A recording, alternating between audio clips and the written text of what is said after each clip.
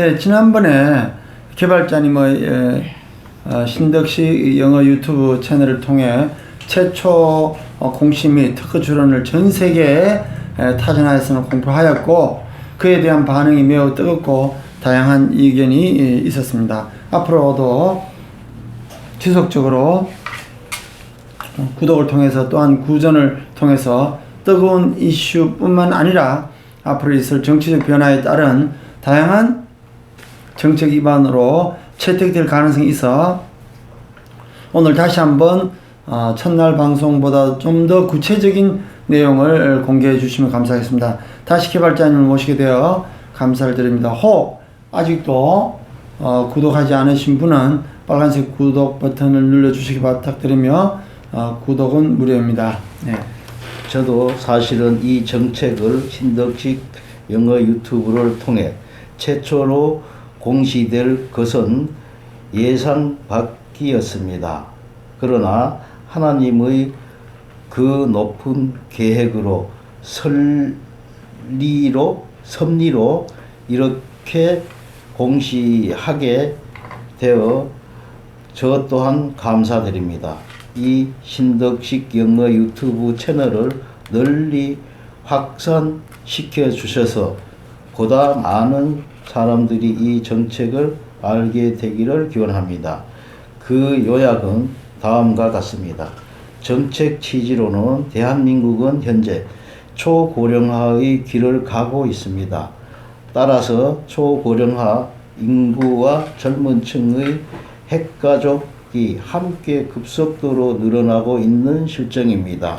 지금 늘어나고 있는 초고령화 인구가 내년 2020년에는 젊은 층의 핵가족 1인 가구를 처음으로 추월하게 됩니다.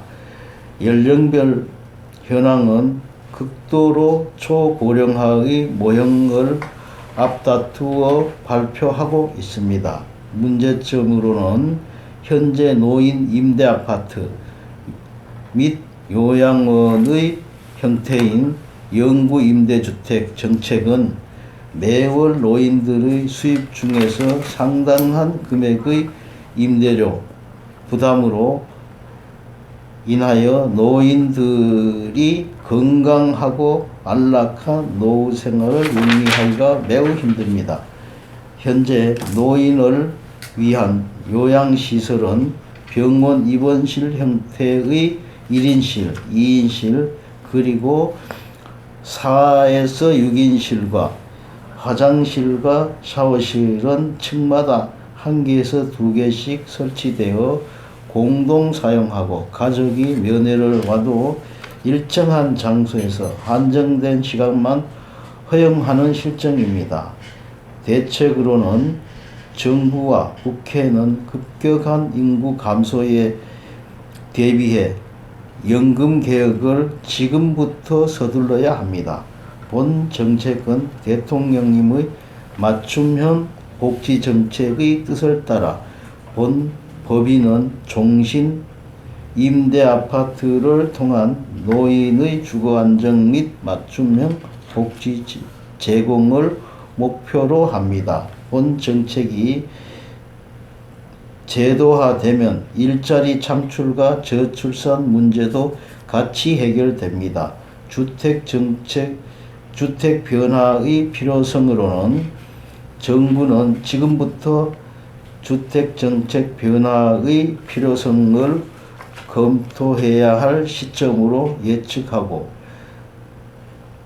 인구 감소와 가구 증가율 또는 빈집 증가율, 정부 기금을 지원받아서 건축한 임대 아파트가 그냥 전환되지 않고 사업자가 빈 집으로 향후 방치해야 할 아파트 등을 예측해서 통일 대비 빈집 관리 등 총괄한 주택 공급의 총량제를 생각해 볼 필요가 있다고 예측됩니다. 예, 잘 들었습니다.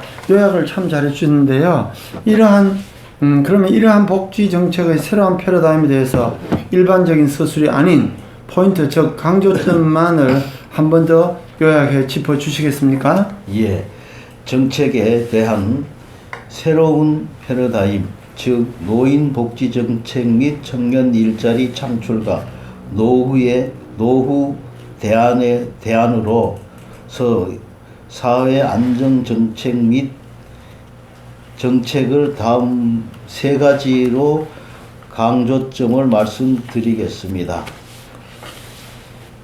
첫 번째, 정책 취지는 아무리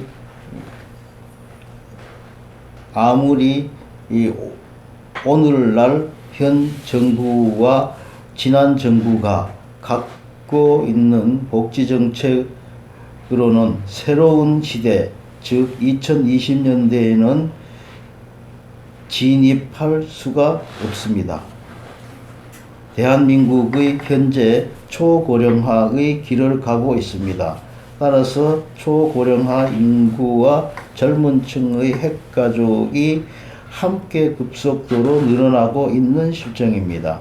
지금 늘어나고 있는 초고령화 인구가 내년 2020년에는 젊은 층 핵가족 1인 가구를 처음으로 추월하게 됩니다.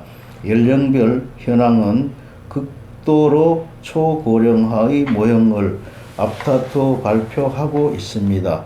지난 기준의 모든 복지정책은 주택 따로, 일자리 따로, 즉 주택과 일자리를 따로 생각하는 데 따른 오류입니다. 두 번째, 문제점으로는 방금 말씀드린 대로 일자리를 통해서 미래를, 즉 다시 말해서 미래의 주택을 어떻게 마련하는가에 대해서 개인의 문제가 아니라 나라 차원에서 설계해서 더 정확하게 말하면 시스템 상에서 해결해야 되는 것입니다. 현재 노인 임대아파트 및 요양원의 형태인 영구임대주택 정책은 매월 노인들의 수입 중에서 상당한 금액의 임대료 부담으로 인하여 노인들이 건강하고 안락한 노후 생활을 영위할 수가 매우 힘듭니다. 세 번째, 정책으로는 문제점의 연장선상에서 발생하는 자연적인 대책으로 정부와 국회는 급격한 인구 감소에 대비해 연금 개혁을 지금부터 서둘러야 합니다. 본 정책은 대통령님의 맞춤형 복지 정책의 뜻을 따르고 본 법인은 종신 임대 아파트를 통한 노인의 주거 안정 및 맞춤형 복지 제공을 목표로 합니다. 예, 이렇게 신기한 복지 정책과 일자리 정책을 해결하는 단초를 제공할 수 있다는 점을 강조해 주셨습니다. 이제 구체적으로 들어가기 전 한 번 더 주택 정책 변화의 필요성에 대해서 한 번 더 간략하게 주지시켜 주시겠습니까? 예, 알겠습니다. 주택 정책 변화의 필요성은 한마디로 시스템의 변화이며 패러다임의 적극적인 변화입니다. 여러 번 강조하였다시피 주택, 복지, 일자리의 통합된 정책을 개발해야 됩니다. 이것은 시스템의 변화 및 패러다임의 변화가 있지 않고는 불가능합니다. 정부는 지금부터 주택 정책 변화의 필요성을 검토해야 할 시점으로 예측하고 인구 감소와 가구 증가율 또는 빈집 증가율, 정부 기금을 지원받아서 건축한 임대 아파트가 분양 전환되지 않고 사업자가 빈집으로 향후 방치해야 할 아파트 등 예측해서 통일 대비 빈집 관리 등을 총괄한 주택 공급의 총량제를 생각해 볼 필요가 있다고 예측됩니다. 개발자님 이제 서론을 넘어 본론에 들어가게 되었습니다.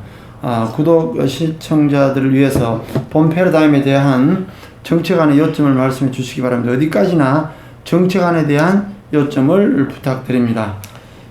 예, 알겠습니다. 국민들에게 꿈과 희망을 주고 국가 과제인 저출산을 노후 보장 제도를 통한 출산 문제 해결 정책이 됩니다. 본 정책으로 인한 사회적 변화인 중소기업 일자리 창출이 일어나면서 청년 실업자 해결 정책이 됩니다. 우선 사업으로 60대 이상자 종신복지 제공 임대아파트와 식사 제공한 노후 보장 정책입니다. 다시 정부로 입금되는 자금 운영 계획안을 제시합니다. 예, 개발자님 잘 들었습니다. 이제 오늘 방송을 마무리하기 앞서 총 정리를 다시 한번 부탁드리겠습니다. 이제 수년 후면 노인 인구가 청년 인구를 추월할 것이며 지하철의 노인 좌석 및 교통약자의 좌석이 일반인의 좌석을 추월할 것이 예측 가능합니다. 국가나 개인이 이를 위한 준비 또는 대책이 없으면 우리들과 우리들의 후대는 불행한 현실을 맞이하게 될 것입니다. 즉, 젊어서부터 연금이 준비되지 않은 많은 고령화 인구가 현실적으로 비참한 사각지대에 몰리게 되는 것입니다.